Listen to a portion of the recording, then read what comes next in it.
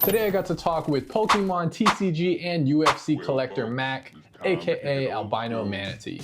We talked about his crazy Poatan collection and how it feels to have your PC fighter lose, the differences and similarities within Pokemon and UFC collecting, and 3 of his biggest pulls from products. As always, I hope you enjoy this video.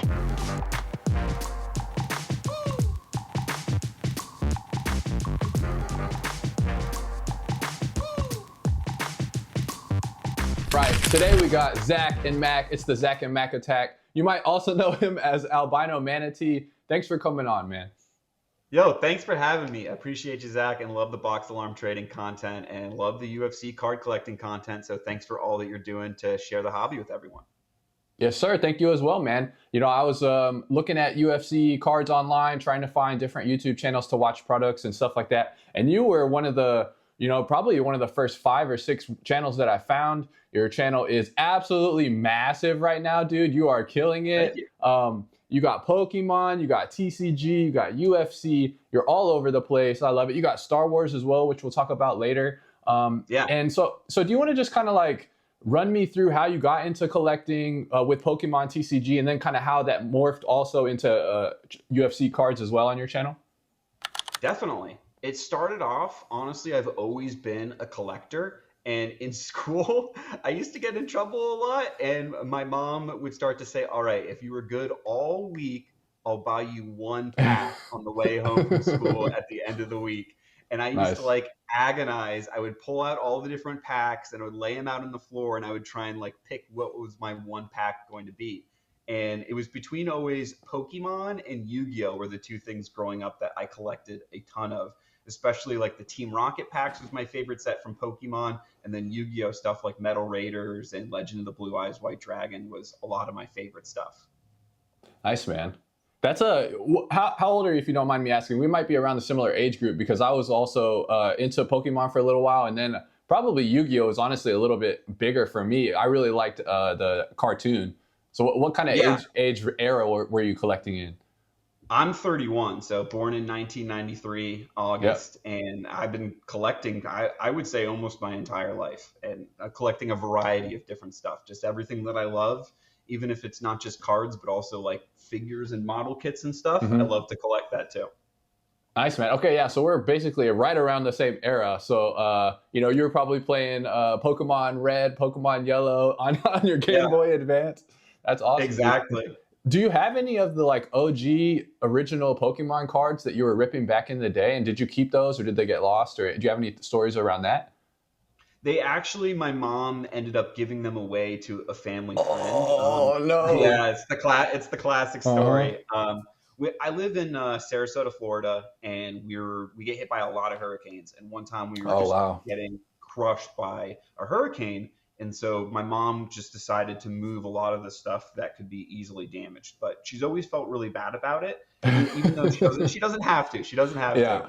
And so she's really We love you, Mom. You don't have to feel bad. Absolutely, always. She's always been super supportive of me collecting, even from she was the start of me collecting with buying the packs, coming home from school and everything. So that I am, one of those people who had the collection. It was given away, but now the collection that I've built up is honestly even more impressive than the collection that I had as a kid. So I'm just very grateful for everything.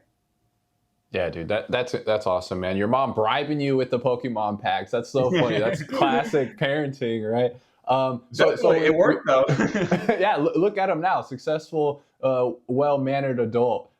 So how does that kind of lead into UFC collecting? When did you notice UFC cards? When did you start collecting it, and like why? It was the start of the Panini era. I was collaborating actually with a lot of other Pokemon collector channels, and we would send each other mail to open up on the streams and kind of have like mail day streams. And a lot of people knew that I collect a lot of variety, not just Pokemon. So when people would see the other stuff that I'm interested in, they would send it to me to open. And one of my friends, his name's Vito, he's got a channel called Glalie Games. He sent me a care package. Shout out to Glalie Games. He sent me a care package with a UFC 2021 Chronicles blaster.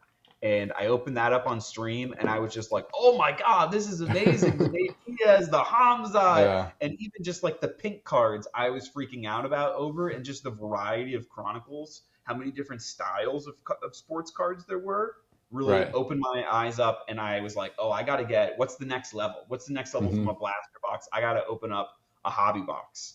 And I really got hooked on the Panini era. So I know people have a lot of nostalgia for the older top stuff, but I'm enjoying the newer stuff.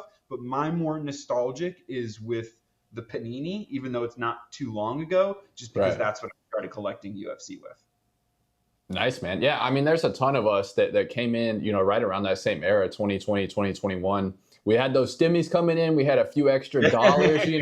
Let's throw it on some blasters. Let's throw it on some hobby boxes and see what happens. That's awesome, dude. I know you have an incredible Alex Pereira Poatan PC, and he actually, as we're filming this, just kind of a behind the scenes, Poatan just fought last night, Magomed Ankalaev. Good fight, but didn't get it done. I'll show the people your PC, and do you want to kind of talk us through some of these cards and like how nervous are you when you have like this big of a collection for one guy when they're fighting? Yeah, I am very, very, it makes me very nervous, but like anxious and excited at the same time too. So I Yeah. actually I kept that by my by the side of my bed to like charge up the energy for the challenge. Didn't pay off, but I still had, it makes me enjoy the fights more. And even though he lost, I'm still super happy with my collection. I've still enjoyed the Alex Pereira Chama time era and everything, like an absolute blast. He's lost before too. He lost to Izzy, Yeah. and he came back from that on his light heavyweight run. So maybe now he decides, screw even doing the light heavyweight weight cut. Why don't I just move up to heavyweight, try to become the first 3-weight belt champion? It's kind of like, honestly, Pokemon and Ash always losing that championship, but he just keeps coming on and just keeps Nice. going on for the next journey. So I'm down for the next fight, whether it's a rematch or whether it's the next weight class. Love it, man. Yeah, so we got some absolute nukes here. You're all over the place with them. You've got a bunch of different rookies. Did you rip this? Did you buy this? Do you want to kind of talk about some of these cards? So those were all singles that I purchased. My goal was to collect my favorite Alex Pereira card from every set released during his rookie year. Nice. So I wanted to go for. That's a cool rule. Thank you. I had a big auto collection before that, and I had done that with 2021 Panini and 2022 Panini, where I'd collected my favorite card from each set, and I had an auto for each of them. So for Alex Pereira, I wanted to go into like the short print cards, the non-auto cards, like the stained glass mosaic, the kaboom, the downtown. And I had a lot of fun trying to like snipe each of those cards at the lowest price that I possibly could. And some of them I didn't. Like the color blast, I had to just kind of just rage by and throw down the money for that one. But a lot of these I got very, very early on into his run. And so I got them very cheap. And it's been a lot of fun collecting. I'm trying to put the collection together. Nice, dude. Very, very nice cards. Really interesting. I like that you kind of chose your favorite card from each product. That's an interesting way to collect it. I haven't necessarily heard anybody say yet, but I really like that because a lot of times with these products, man, there's almost like you can say, oh, I didn't like this one, I didn't like that, but there's always one super nice design, parallel, SSP, whatever you want to call it. So I like that you kind of gave yourself that freedom. And it also doesn't necessarily, it's not too big of a swath of cards to get either. Like you're talking what, like maybe how many products were released in 23, like 7 or 8? So like you're kind of picking 7 or 8 to choose from. Exactly. It's not too many, and it helps when I'm collecting so many other types of things to kind of set some collecting limits for myself, so I don't just completely overload So I'm running out of physical space at a certain point too, and it helps me also when I go to move cards from my collection. It makes it easier when I go, all right, I'm just going to end up keeping one card from this set in the long run. And sometimes I think of it as if like I'm renting the cards. Like, all right, I'm going to pick up. This is a card that I recently picked up. This Robert Whitaker 2024, Topps Finest, the blue checkered board. Nice. Yeah, I very know nice. in the long run, I'm going to end up giving this card to a friend as like a birthday present, or maybe even selling it as a single. But I'm considering it like I paid the money to basically rent the card, own it in my possession for a little bit, and once Yeah. I've enjoyed my time with it, I'll move on to someone else that I think will enjoy it as well. Cool, man. Have you been watching the UFC for a while? What's kind of your history with the sport of MMA? Oh yeah, I've been watching the UFC for a long, long time. The double digits is when I was started watching the UFC. So I'm trying to think of what one of my favorite fights that really got me hooked even, and it was kind of later on. I was enjoying the fights, but the one that got me really, really, really Uh-huh. hooked was Czech Congo versus Pat Barry, and how Oh yeah. incredible the back and forth of the one round. Watching that live, actually, I was in high school and I had a party at my house at the time, and we were all Nice. watching that live, and I was like, "Yo, if Czech Congo comes back and wins this fight, like we're all gonna go crazy." And he did, and everyone went crazy, and that was just a memory that's like always stuck with me. And I was just like, wow, these UFC fights are crazy. Like anything can happen. I love the Chuck Liddell era as Hmm. well, when he went for like I think it was like 2.5 years straight where he knocked out cold every single opponent he fought. I think it was like 7 fights in a row. So that was another like really fun era that I've enjoyed in the sport. I've always kind of tried to focus on different little eras that I really enjoyed. Nice. Yeah, people kind of like, I guess nowadays, people kind of sleep on Chuck a little bit, but he was that dude for a long time. He was so exciting. Talk about like explosions in the sport. We have to have had an explosion in the sport in like the Liddell Ortiz era, like right around that time. It had to have leveled up, and a part of that was because of Chuck for sure. Absolutely. I don't think Tito gets enough credit now. He gets, I know Yeah. he gets hated for some of the funny stuff that he says, but Mhm. he really made the UFC very entertaining in an era where it really needed it. For a while there, it was like Chuck, Tito, and Randy Couture. It was like those three guys, and then BJ Penn started, getting into the mix as well. But like Chuck was a really fun fighter to like for a while. And then guys from Pride started to come over too, and then we had like the Mhm. Pride era for a little bit, and the light heavyweight belt was just tossing hands for a little bit until Jones came through. So it's been definitely some fun eras in the UFC. I think right now though, right Mhm. now might be one of my least favorite eras in the UFC. Like if you look at the current champions, man, there's a lot of Yeah. boring champions right now. Yeah, it's funny how the stylistically we see through the martial arts, it kind of ebbs and flows. For a while, BJJ was, top of the heap. Everyone that was a champ had a really good BJJ background. We went through kind of a kickboxing era, a striking era, and then Yep. Khabib came and it's kind of been grappling heavy. But honestly, since Khabib has left, we have, Izzy was champ, we have Poatan. So we're kind of like in a weird flux where it's like half kickboxing, half wrestling. But everyone is so well rounded now that it's like everyone can do everything so well. I think it's kind of like who is has the sharpest talent in their specific skill set, and then that's kind of like who is going to become the champion now. I don't think we'll necessarily see trends like we used to see back in the day. Man, awesome talking to you today. Thanks again for coming on. What are some differences since you're such a Pokemon expert and that's kind of like a world that you live in constantly? I was really curious to pick your brain. What are some differences in the Pokemon market and kind of sector and the UFC market and sector? Have you noticed anything? Yeah, definitely. I think two of the biggest differences, I would say first off, one is the size of just the general market. For Pokemon, it is massive compared to the UFC. And you see Yeah. this a lot whenever a new set comes out. That first string of auctions and card sales usually go high, but there's really only like a handful of diehard collectors for any given fighter. And like how many cards of that fighter do they really need to have, like especially two high end cards? So you start to see after that first string of auctions, the next string of auctions nosedives off, whereas Hmm. the opposite happens in Pokemon. And cards Okay. almost always generally trend upwards, and it's not just linear, it's like an explosion upwards as well. So it's weird that in UFC there's in Pokemon, it feels like almost there's like a FOMO effect. Mm. Whereas in the UFC, it's almost the opposite. Like a guy like Kamaru Usman, who people were fighting over cards when he was going on his dominant run, now he's not getting the wins, and all of a sudden his market's fallen off. But Kamaru Usman for a while was that dude. Why do people like? they're that dude for like 2 years, and then their prices just fall off. There's not enough Yeah. respect for a lot of the legends.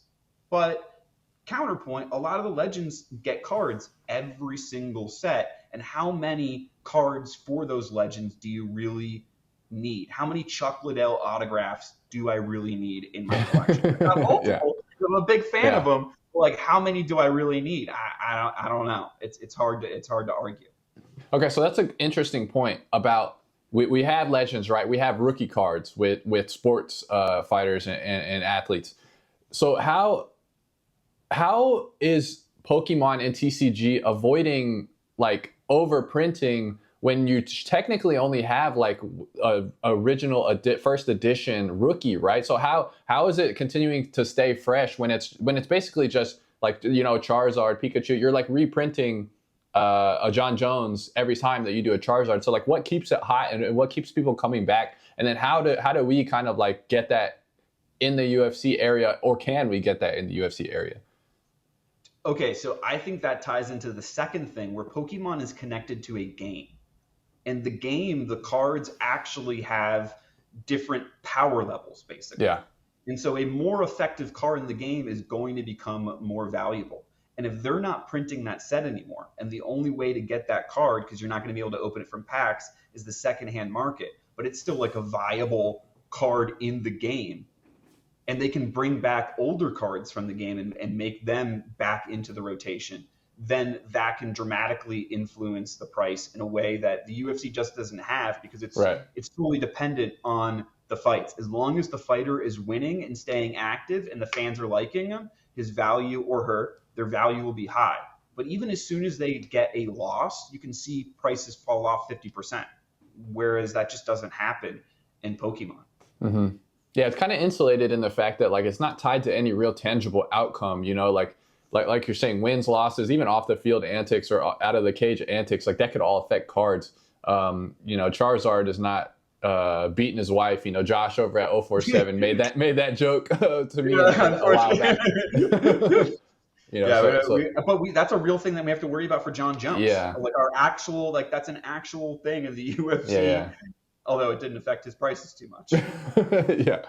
Okay, interesting. Well, what about so like I know we had a recent explosion in Pokemon. What causes that? Is it specific products that are coming out? I think I saw some stat where it was like Pokemon had a jump of like 20% or something like that. Was it what happened recently that really got people buzzing in that world? I think a couple different things. One is they came out with an app on the phone recently called Pokemon Pocket, where you can play on your phone and you can collect cards like digitally, open up Okay. digital packs, and it's hooked so many people onto that we're just like, oh yeah, I remember Pokemon from a kid. Now they're doing it on their phone, and now they're Nice. going. I'm having a lot of people reaching out to me and going, hey, I'm enjoying this Pokemon Pocket. Where can Yeah. I go get packs? Now they're getting the itch to collect. Then combine that with things like TikTok, where they're sharing the viral videos of people, you know, fighting over the Costco boxes. They're going, okay, Yeah. well, people are fighting over this. It must be valuable. And if it's valuable, I should be interested in it too. Yeah.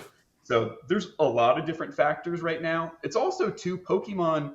It's the theme song of Pokemon is "Gotta Catch 'Em All." So they're kind of like brainwash people at a young age. When you play the games, you got to collect all the Pokemon. And then they come out with this merchandise, and you're like, man, I got to collect all that merchandise that comes out. So they've got like a really good kind of model for themselves from like the start to finish of a person's life. They've got a product for you like almost at any age, and they're trying to hook you on that pipeline the whole time. Got to collect them all.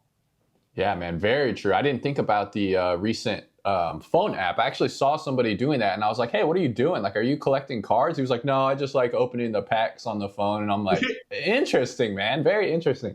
That's one thing that I've always kind of had a complaint about with the UFC is I feel like in order to really get big, right? And you see this in any other major sports organization, is you have to be approachable for kids and you have to be family friendly at some point. And I feel like the UFC is still kind of leading into like that WWE, like bad boy type of like more mature programming. And for long term, I don't think that's the right way to do it. I think they really need to kind of buckle down and kind of like button up a little more and really be more approachable for younger demographics. Now I know it's violent, but like, hey, what were we watching as kids? We're watching fighting shows. We're watching Power Rangers. Like it's basically the same thing.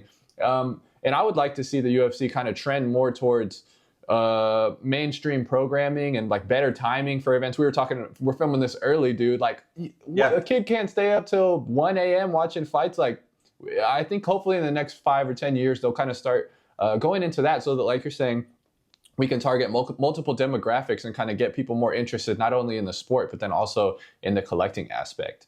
Going back to Pokemon and how it kind of compares and contrasts with UFC, what are Pokemon prices like for products? Because I have no concept of like, I know singles go for a lot, but like for boxes, what are we looking at there? Right now is a really bad time for the Pokemon like boxes market, where I'm actually stopping opening up booster boxes, because they used to be like, you could get a booster box for $90. Then they went up to $100. Then they went up to $120. Then they went up to $135. Now for the new sets, they're asking for like $200 to $300. Okay. And it's just not worth it to me anymore at those prices. So at like $120, you get 36 packs. But even then, most Pokemon booster boxes, when you open them up at the time, are a money loss. Okay. It's only after the fact and long term where the singles will start to go up, and even then it's only like a few select. It's like really like the big hit banger cards, other than the sealed. If you just keep the box sealed, like an Evolving Skies booster box sealed, which is only from just a couple years ago, is very, very, very expensive. But if you were to open it up right now, you might get less than $100 out of it. But you could, I don't know, I shouldn't quote it because I don't know the price of the booster boxes right now, but I do know that they're very expensive. I could even go look up one right now. Do they have hobby boxes? What is that like? And I know that I've seen retail in Walmart, Target. So like, do they have select hobby boxes that you can only get from manufacturers and online, or is it all just like available to public? They do. They have a lot of different varieties and like types of styles. So like the booster boxes, where you're going to get that from your local gaming store. Right. If you go to a place like Target, you're going to get something like a collection box, which might have an assortment of 6 packs from different sets, and then come with what they call like promo cards, which are like box toppers if you've opened up anything else. But Pokemon generally has a lot less guarantees than something like UFC. UFC, I will say, it's good. They're good about saying, all right, in this product, you're going to get guaranteed 1 auto or guaranteed 2 autos. They're a little bit better about the expectations, especially Topps has been doing a really good job, I think, of clearly stating, all right, you're going to get 2 autos and 4 numbered cards or 4 refractors, something like that. Pokemon, it's really very much the Wild West gamble. And sometimes you open up an entire booster box and get nothing. Sometimes I was watching a friend of mine 2 nights ago. He opened up one single pack. It was a single, just sleeved pack that he bought from Target, and he got a $1,000 card out of it. So, nice. Yeah. Good for him, dude. Good for him. It's a total crapshoot a lot of the times. Awesome, man. Very cool. I like I said, I don't know much about Pokemon or TCG, so it's interesting to pick your brain and kind of think about and compare and contrast. Like, will UFC kind of go these avenues? What the differences are? What the similarities are? So thanks for answering that one for me. I was on your Instagram. I'm browsing. You got a lot of nice cards on there, and I noticed that you actually had some really good hits from this 2024 line of products and Topps regaining the license. So I wanted to know kind of what are your thoughts on this 2024 Topps and kind of take us through some of that, and then I'll kind of show some of your cards also. Thank you. Yeah, definitely. At first, I'll be honest, I was apprehensive about the switch over from Panini to Topps because I started collecting with the Topps. And I'll be honest, I'm also someone who's a little bit naturally resistant to change. But I really enjoyed, I found at least one card in every set that I've really enjoyed. So that Shavkat was given to me as a birthday present. But yeah, that's nice.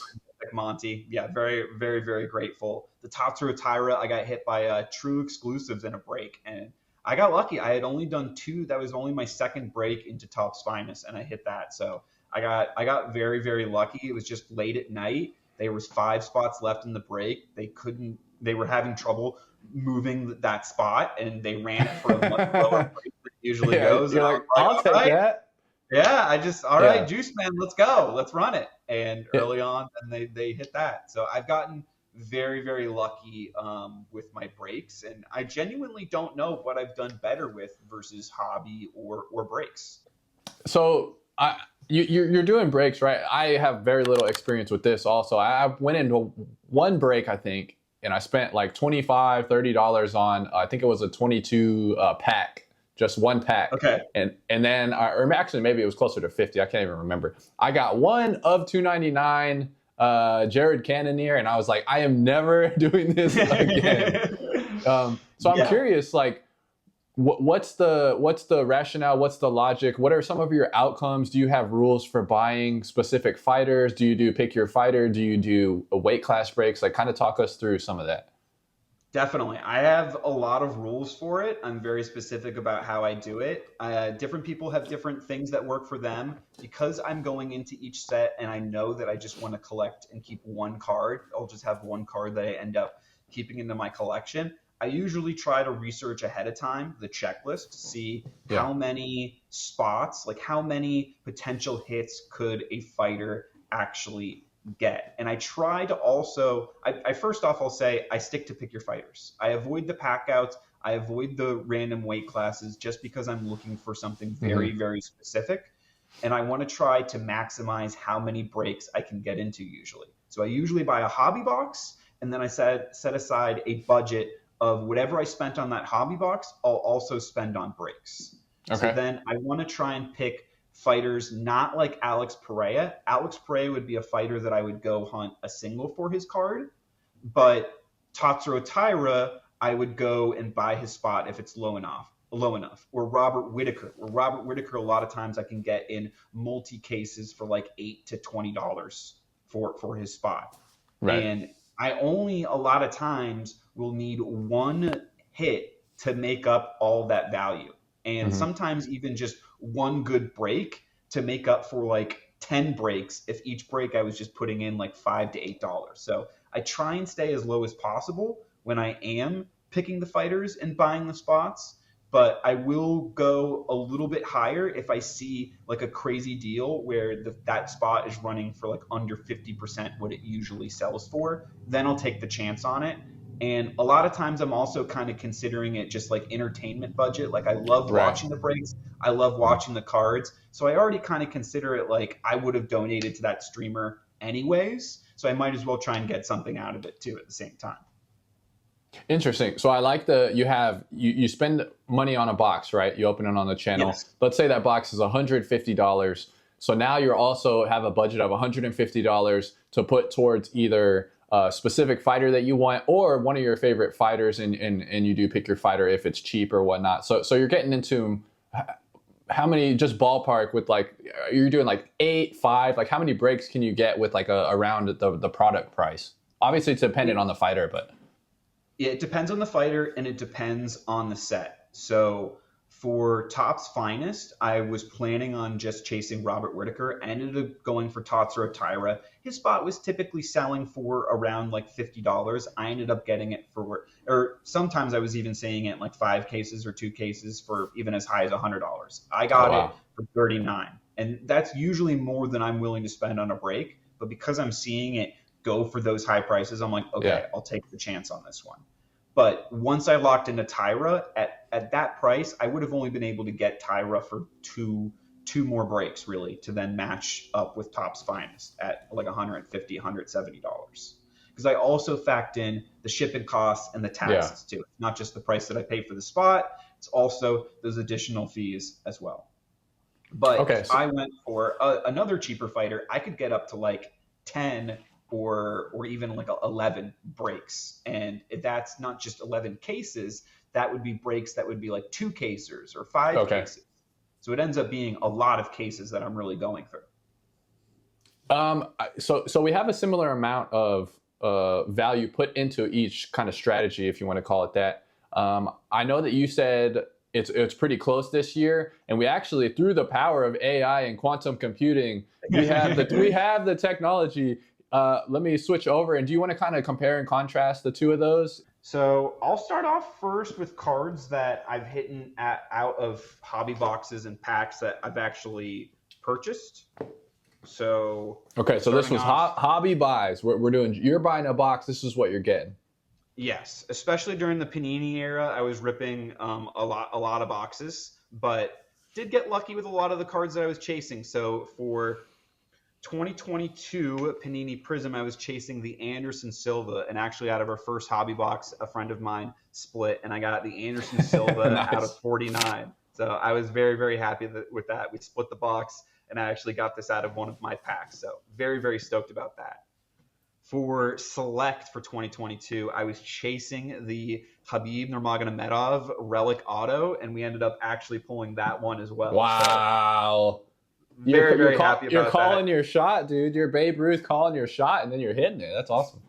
Definitely. So I was really, really psyched about that one. I've talked about I'm a big, big Chuck Liddell fan. So I picked Mhm. up my first out of the line box from Optic, and we got the out of 20 Chuck Liddell. And something that I really like about this card, it's got the stars kind of parallel. It's hard to see in Yeah. this camera, but this is actually the same pattern that they use in Pokemon for like the base set Oh, holo okay. foils. So like the Nice. old school Charizards and stuff. So I really like when they have different like crossovers from like Mhm.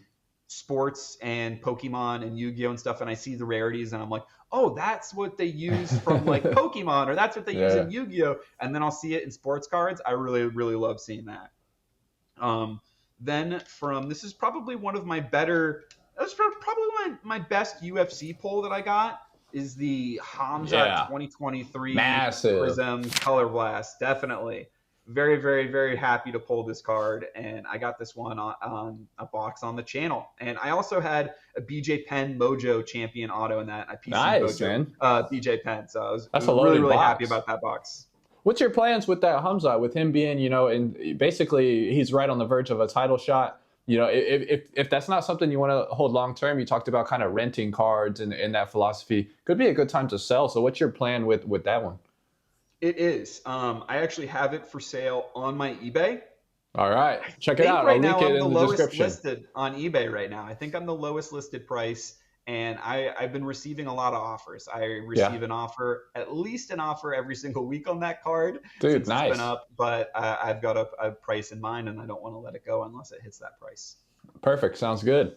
That's how you got to be. You don't want to give cards away. I also feel like maybe this is a difference with Pokemon and UFC. I feel like sometimes people just give their cards away. Like you can hit a crazy card of a really good fighter, and for whatever reason, maybe it's the gambling aspect of UFC where people are getting it in breaks and they just have no value, no connection to it, and they're just like, get it away from me. Maybe that's the reason we see that. But I feel like sometimes people aren't valuing and they're selling for way too low. I do think that's a factor. I think right now in the hobby, there are more card gamblers than card collectors right now. And we're seeing that in the singles prices. I think it's reflecting that right now. Okay, yeah, we're definitely in agreement there. What else you And then got? my Do, last two cards, George St. Pierre, and then I have pulled one out of one in my time. It was actually a Star Wars card. So the Tusken there you Warrior go. from the Mandalore, one out of one, the hyperspace foil on that one. Nice, man. Yeah, we'll talk about Star Wars here in a little bit. As far as the breaking goes, so that was mainly hobby boxes, right? What kind of cards are Yeah. you hitting with your breaks? Okay, awesome. So we'll line up with the breaks. One of my favorite ones starting off, this is the first break that I ever got into, and I wanted this exact card, the Jose Aldo Triple Auto Tools of the Trade from Chronicles. Yeah, And that's a my nice favorite one. number is 26, and it's the 26 out of 49. So I was just really happy. This is literally the first break that I ever got into, and it hit on that one. So I've been hooked ever since. And then for 2022 Chronicles, the exact card that I wanted was Charles's Relic Auto, his first Panini Relic Auto. So I got Nice. that one from Chronicles, and this one I actually hit in my first break with with Chronicles as well. So I got really, really lucky on this one as well. I love the Chuck Liddell, and I was hunting for the Chuck Liddell Select tie dye. I love the That's a tie dye nice one. parallels. I had purchased a single of the Glover tie dye auto, and I wanted to get the Chuck Liddell and the Glover together as the tie dye brothers because they're kind of like the same lineage and training partners. hmm So that is one that I personally really enjoy. One of my better hits is the Tom Aspinall Black Mm. Pandora rated rookie from Optic. And this is one of the times where I actually got this on my last break within my budget of getting You're like, going please in. hit, So please hit. exactly. I had not hit anything up until that point, and then hit this Black Pandora rated rookie, and I'm really, really happy about that because I'm a huge Tom Aspinall fan and collector. I've also got his rated rookie auto and his, I'll grab him here, his Immaculate. Oh yeah, that Immaculate's real nice. I So like the I'm a big lasers fan of too. Tommy Boy. I like the lasers that Panini did. That's one of my more favorite parallels that they have. I have a Ilya Taporia purple laser, and man, in Hell person, yeah. it just looks great. It looks really good.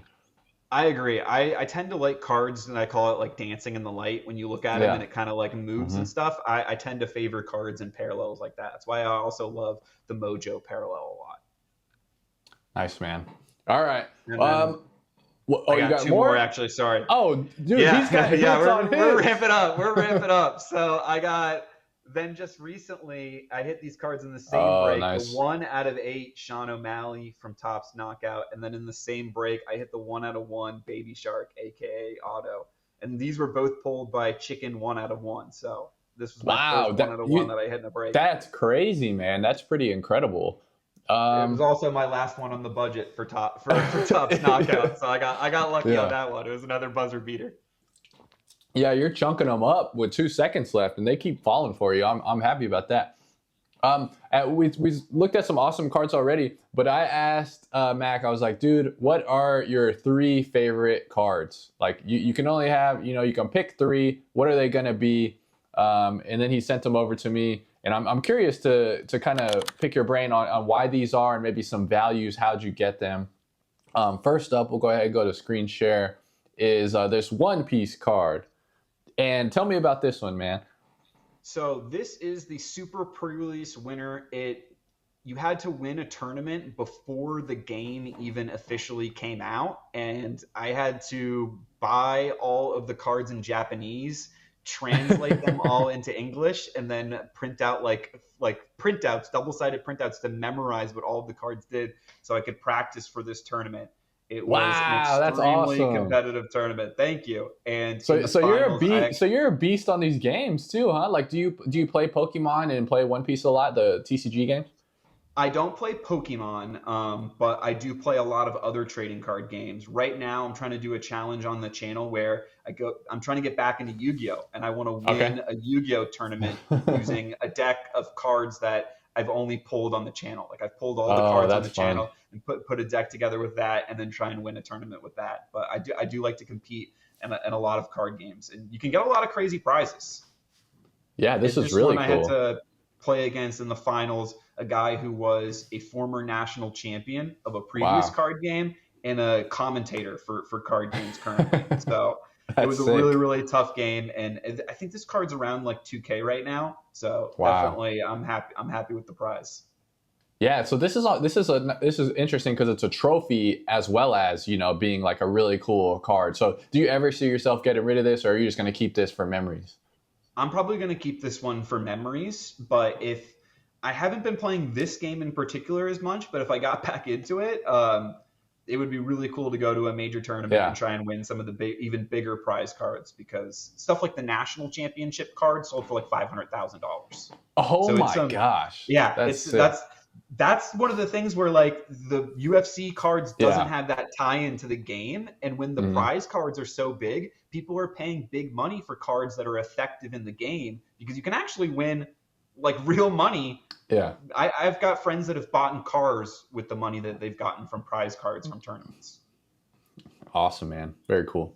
All right, next up, we got this one, and this is around the era kind of when I was getting my Pokemon cards. So tell us about this one.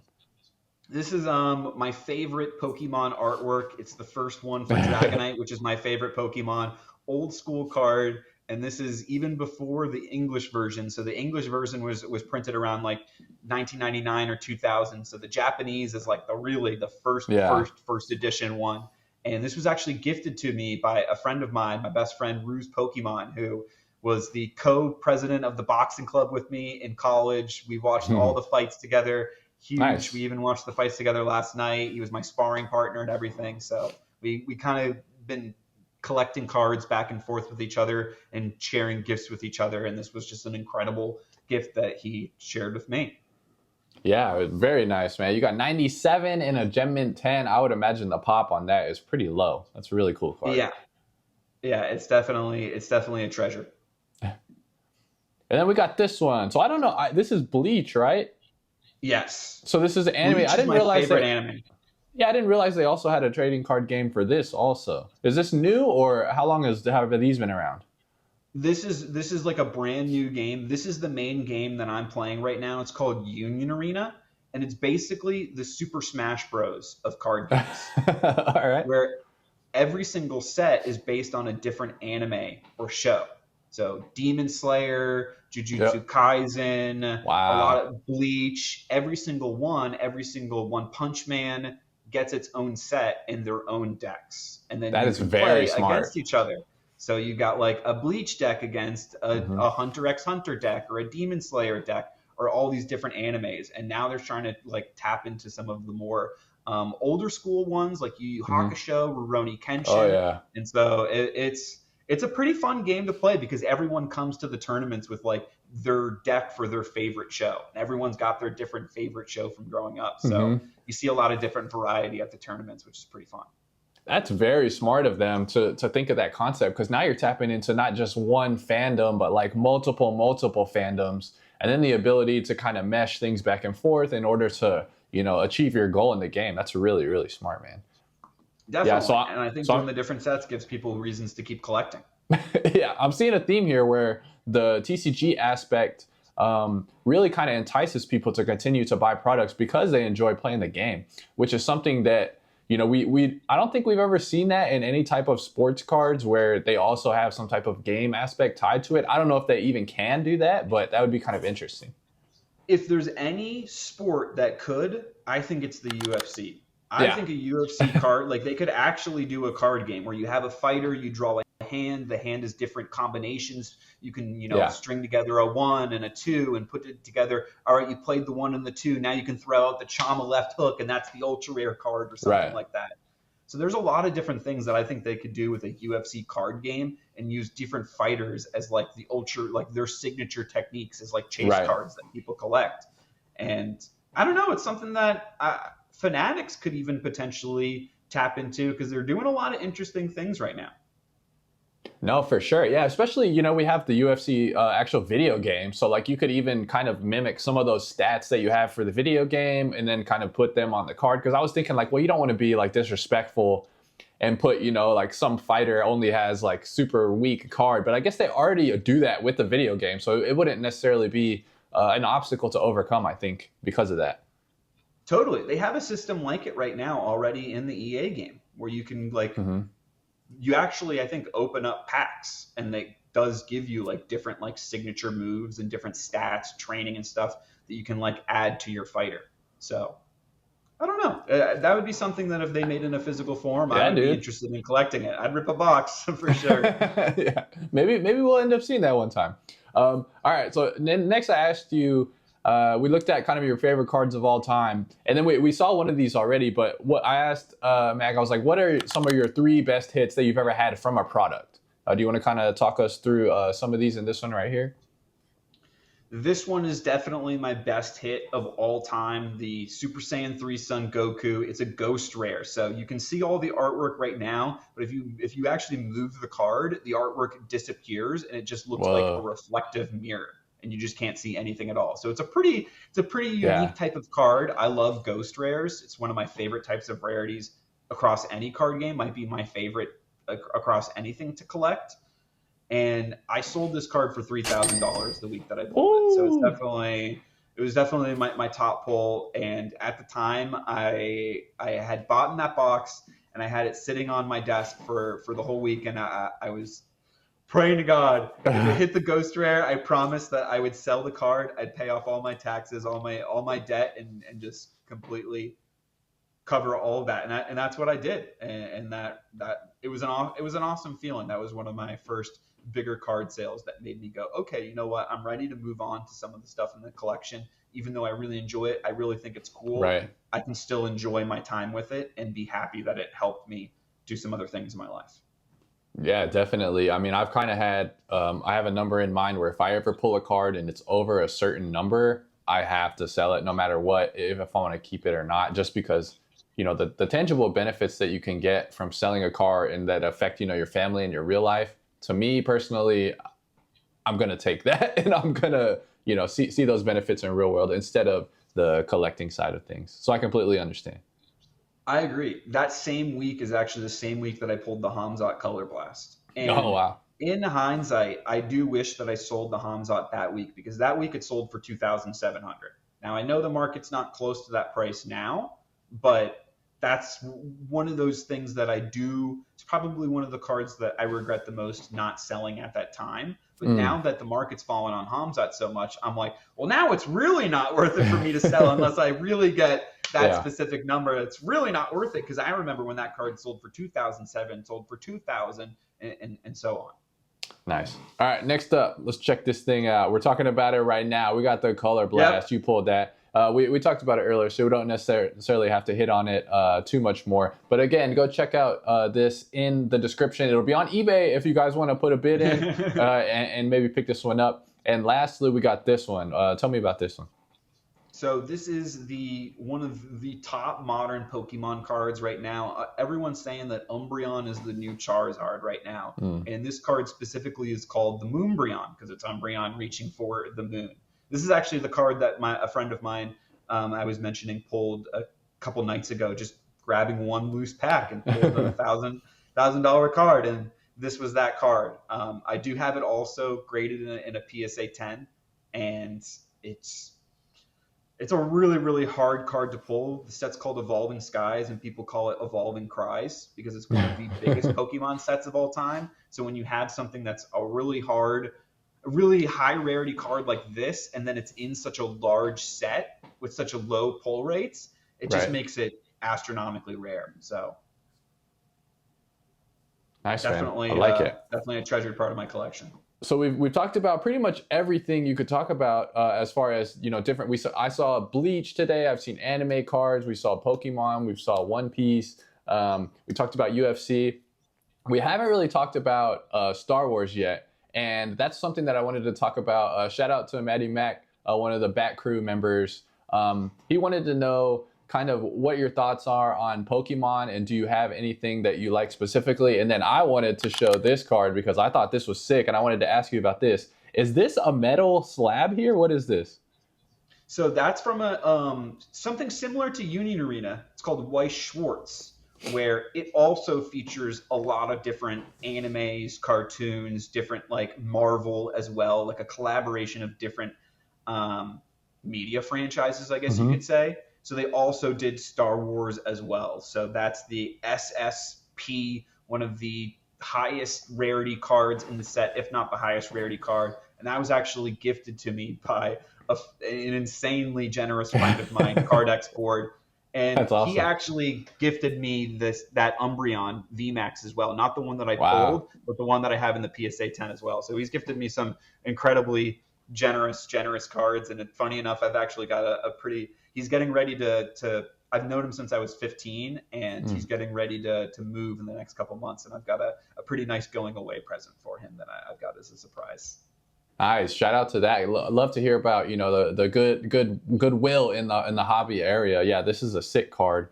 Also, I saw this one, and I'm interested about this because I really enjoy art, and this is obviously, it's somebody sketched this on there. So tell me about this one. Dude, I think the sketch cards are super, super cool. If you're not familiar with what a sketch card is, there's some of them that are in the older top sets, like the museum era. But an artist actually drew this onto the card himself, and it's technically they're all 1 out of 1s. I hit this card in a break, the same break that I hit the let me see if I can grab it here, the Mandalorian relic as well, which is like a piece of his cape from the show. Nice. And that was on Star Wars Day, May the 4th. So I was like, you know what? It was if I'm going to jump in. Exactly. Normally, it was the first time I had bought in the Mandalorian spot in a break, because normally it's a very expensive spot, normally one of the most expensive. But I was like, if there's any day that I'm going to do it, it's May the 4th, Star Wars Day. And I ended up hitting both of those cards. So super, super happy about that. I'm a massive, massive Star Wars fan. Is it all right if I go grab some of my other Star Wars autos? Yeah, dude, let's do it. All right, so I got another sketch card here, and this is Grand Admiral Thrawn. I'm a big fan of the Grand Admiral Thrawn, who's getting more of a showcase in the live action now. He's finally got his live action debut, but he used to be in the books and the comics. And I've got a dual wood finish auto with him. This is a parallel that I would love to see Topps do for the UFC. Like the wood parallel material cards, I think is just a super, super cool thing that they do. Yeah. Another Thrawn, but moving on from the Thrawn, I got a General Grievous out of 10 autograph because I'm a huge fan of the prequel movies. Yeah. He's always one of the funniest characters to me. It's like, how would anyone ever beat that guy? He's got like 4 lightsabers at once. Like, come on, dude, that's not fair. Yeah, the 4 arms, dude, and then Obi-Wan just chops it off. I love it. I got Darth Maul 7 out of 10 as well. I got Jango Fett 8 out of 10. And this is all from the same set. I went crazy on this set. And then I got my boy Boba Fett because I love the Mandalorians 5 out of 10. And then Moff Gideon, the villain of the Mandalorians, and this one's out of 50. I've got some more Star Wars autographs as well, but those are some of the villains that was like a set that I tried to collect from 2021 Top Star Wars Signature Series. I wanted to get all my favorite like prequel villains and Boba Fett as well. Nice, man. Yeah, those beautiful cards. Maddie Mack actually sent me some to open on the channel. Very nice artwork. I really enjoy the kind of the freedom that you have with the universe that big, and since it's a movie, they can really have license to kind of just make some incredible images. What are your thoughts on the products of Star Wars? Are you familiar with like pricing and like what those go for on the secondary market? Yeah, they're generally very expensive, and if you ever see like a good so I would say Topps Galaxy Chrome was a really, really good set, and Topps Chrome for Star Wars this year, where it started off at a low price and it went it just continued to climb because it was a great set. But sometimes they've been hit or miss because there's so much variety and they know there's so much demand for Star Wars cards. Sometimes they can put out some not great sets, but it also kind of, I guess, depends on what people are in mind for collecting. There's so much variety in Star Wars compared to, I would say, UFC, which is nice. Right. They're always releasing new products for Star Wars.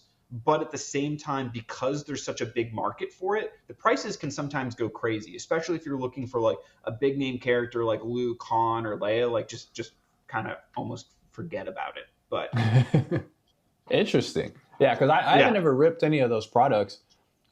Hearing that, I probably won't, because if they're super expensive, I probably wouldn't be able to afford it. But I think that'd be a fun experience just because of how nice all of the images are. I can do some research and look out for one as it comes up. If there's like a future release, and let you know if I think, this is a sleeper, like snag this one, because a lot of times they'll come out as a sleeper, but then they'll climb up really quickly. So you gotta kind of move on them quickly if that is the case. Yeah, that's definitely something that I'd be open to in the future, kind of trying an experience that I think would be fun. So your channel is blowing up. You have 60,000 something subs. Congratulations on that. Everybody go and check them out on Instagram and YouTube. How has that affected your collecting journey? I know you do a lot of lives. That's something that I kind of want to lean into a little bit more. So just kind of talk about being a creator and kind of how that is. Dude, it's been a lot of fun. I love about collecting is meeting other people who have similar interests and even different interests too. I love just talking about when two people, like my friend Rue's Pokemon that I was talking about earlier, that I trade the different cards with and we've done the boxing with. We love all the same things, but have the exact different tastes. So every time I love a fighter, he hates them, and vice versa. And I love just finding out those different things. When I think some character in an anime is like, why would anyone like them? And then all of a sudden I get like 10 comments on a video. It's like, that's my favorite character. Why did you diss that character? So I just think stuff like that is super fun, and collecting has opened me up to be able to do that. And especially the giveaways that I do on the channel. I go live every Friday, 6 p.m. Eastern.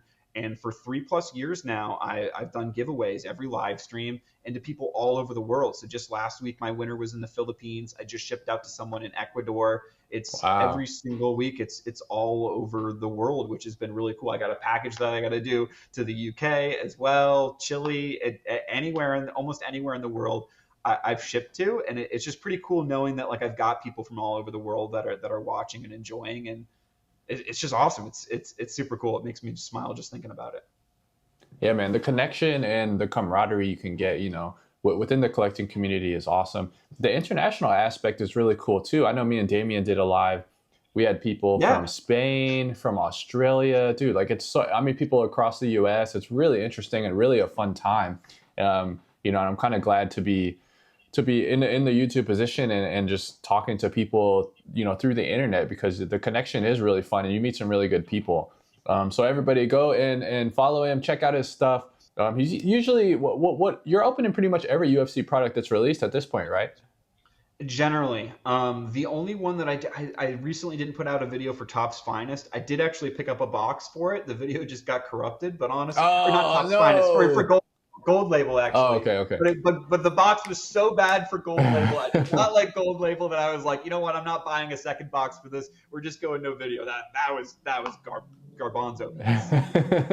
It's Garbaggio, dude. Well, that's terrible. That's something that's Royalty is going happened. to be tough though. Oh I man, don't know what the price point on royalty is going to be. So I'm glad that I hit that Tatsuro Taira yeah, early so I can save that break budget and yeah, yeah, just yeah. push that onto royalty. Because if I'm buying a box of royalty and doing breaks for royalty, Right. that's going to be pretty expensive. So I'm curious, what do you think is the price point going to be for royalty? I've heard people throw out 500. Personally, I think that's too high. I don't think they'll. Yeah. I hope, maybe I'm being optimistic. I hope they don't put it up there. I would think in between 300 and 400 is where I think it'll be priced, and kind of where I'm hoping. From some of the things that we've seen, and from I think some of the guaranteed rarity that they'll give us, I think that's probably a fair. Somewhere I would hope low 300s, but dude, who knows, man? Who knows? Yeah.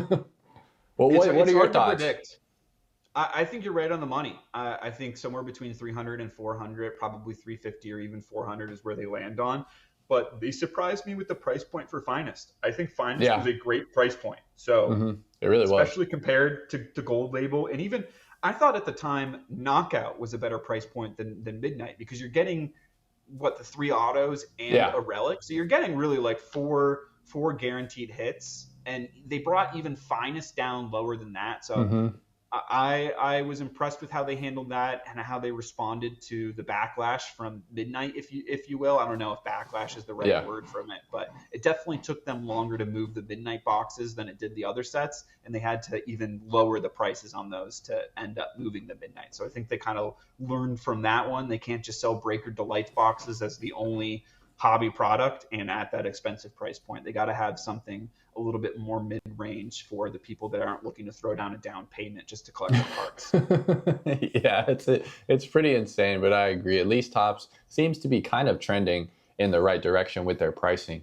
Man, people talk a lot about Midnight, but if you look at some of the comps, there was a ton of monster sales from Midnight. So like I think overall, I agree it didn't do very well, but like if you're talking about using sales as like data to determine if a product was successful or not on the resale market, there's a Yeah. bunch of mega sales from Midnight.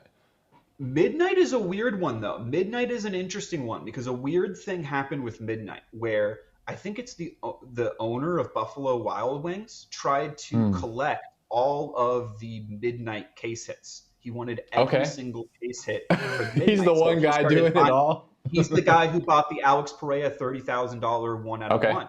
So he bought that collection. So then other collectors started to buy up those case hits to sell to him with the Mm, intention to help him complete his collection. Well, now he's done. He's got what he's happy with his collection, and he's not buying them up anymore. So then other people started to buy up the case hits because they're seeing these high prices. right. But now I don't know how much more left the market is for some of those case hits. Maybe I'm wrong. Maybe I'm wrong, but I could have sworn I've started to see some of them start to trend back down again because there was a little bit more to the story. I think with Midnight, there was a little bit more that was going on, And I think part of that is just one of the factors of how small the UFC market is to Pokemon, where just one buyer can have that much influence on the market. Just from one buyer going from that collection influenced, I think, the prices of all the case hits for that entire set. For how long? I don't know. But I don't know if it's a temporary thing. Maybe it ends up becoming a permanent thing. But I do think there's a little bit more to the Midnight story than everybody knows. Yeah, no, I mean, that would make sense because it did seem to be a lot of the Twilights just bang, bang, bang on the list of like top sales for 2024. There was a grip of Twilight cards. And obviously we know that that's, was one of the biggest chase cards from that product. And I think it's a really good looking card too. So I think that kind of had a factor. But no, I completely agree. If it was one whale coming in, buying a lot, setting the price up here, it probably will slowly trickle down. But when you're talking about cards that are that expensive, like, it's still vastly, vastly superior as far as top end sales to a lot of the products that we saw this year, which to me was super surprising. But I mean, that does kind of make sense. No, I agree. I think Chrome, they were kind of trying to find maybe their identity. There was so many different inserts and case hits and different stuff. It seemed like they were kind of throwing darts at the board to see what people liked. Midnight, I felt like they dipped a little bit more into the creative side of things and tried to lean more in towards maybe a product that was catered towards the breakers. Not a lot of bulk. You get the 3 autos in the one pack, pretty quick to do. Not a lot of cleanup, not a lot of card sorting. Then they kind of shifted things with Knockout, giving us the on-card autos because people were saying, hey, I thought Chrome was supposed to have the on-card autos. Yeah. So they said, all right, we'll give you the on-card autos. And personally, I enjoyed Knockout. Now, I've seen a lot of people complain about the quality control, but sometimes that surprises me because, to be honest, it's not like Immaculate has a great quality control. Immaculate's got a lot of dings and a lot of things on the patches, and most cards, like, you'd be happy getting an 8 out of Immaculate. Right. So I don't know why there's so much criticism on the quality control on Knockout and then praise for Immaculate. I personally like both. I think both look great. Yeah, man, there's a tough... They went to the lower end, though. I think that was too low end for gold. Yeah. There's definitely some QC that I've seen online that's pretty. It wasn't just like edge dings; it was like entire creases all along the card, and then cards like warping. Over time, they were pretty thin card stock on the gold label for sure. I saw some boxes where the entire card. I saw Chicken 1 out of 1 actually pulled. I think it was a Uriah Faber 1 out of 1 card, and it was just so warped. Every single thing in the box was warped, and that's just not the type of cards that I really like to collect personally. No, yeah, I don't think anybody does. But yeah, it sounds like you were a fan of Finest. What were your thoughts on that? I really enjoyed Finest, and to be honest, going into it, I wasn't super excited for going into it. I thought the die cuts were really cool, but I didn't like a lot of the images that I saw on 2D, like on the computer. But when I saw them in person, I actually liked them a lot more. The Intimidators was one of those cards that, seeing it online, I kind of didn't love it.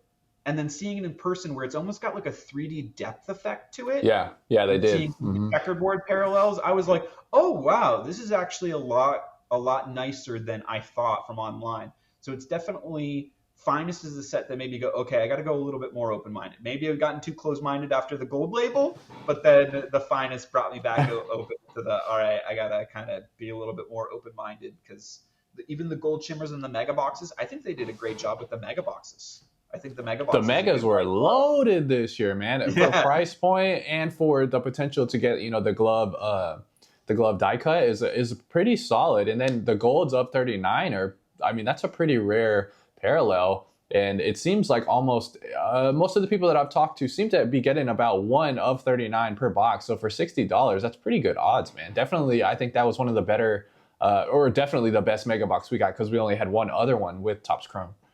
Yeah, I wasn't a fan of the Topps Chrome mega boxes personally, so I like these ones a little bit better. Yeah, dude, for sure. Yeah, and I'm glad you touched on like not kind of like being stuck in your criticism and being able to change your mind on things, because some of these images that, like, I do the sneak preview that I have a lot of fun with, where I'm showing kind of the different designs and stuff, and some of these cards look terrible when it's the rendering. But man, when we need to kind of like, okay, I don't necessarily like this right now, but when I see it in person, maybe that will change. And I think people sometimes are a little too rigid in their thinking, especially when we first get products leaked. Like, dude, they're showing us 6 designs. It's like in the Photoshop stage. Like, Yeah. let's not go crazy with bashing a product. I saw a lot of trash on Finest as well, and now it seems like it's kind of beloved and maybe one of the best products of the year. So like everyone kind of contain your criticism a little bit. It's okay to have criticism and be skeptical, but like don't talk in absolutes. Like only a Sith talks in absolutes, Yeah. right? Like give it some time and let's see it in person before we come to a complete conclusion. Totally. I totally agree. All right, man. Well, thanks for coming on, dude. This has been awesome. We actually are over an hour. The time flies when, like we talked about earlier, you get to talk with a like-minded person about a community and about things that you really enjoy. And I appreciate you coming on, man. Learned a little bit about Pokemon. I actually learned about some new trading card games that I didn't even know was out there. So that was fun. So thanks again, Mac. And it's been great to meet you, man. Thanks for having me, Zach. It's been an awesome blast, and good luck to everything for you in the future. Yeah.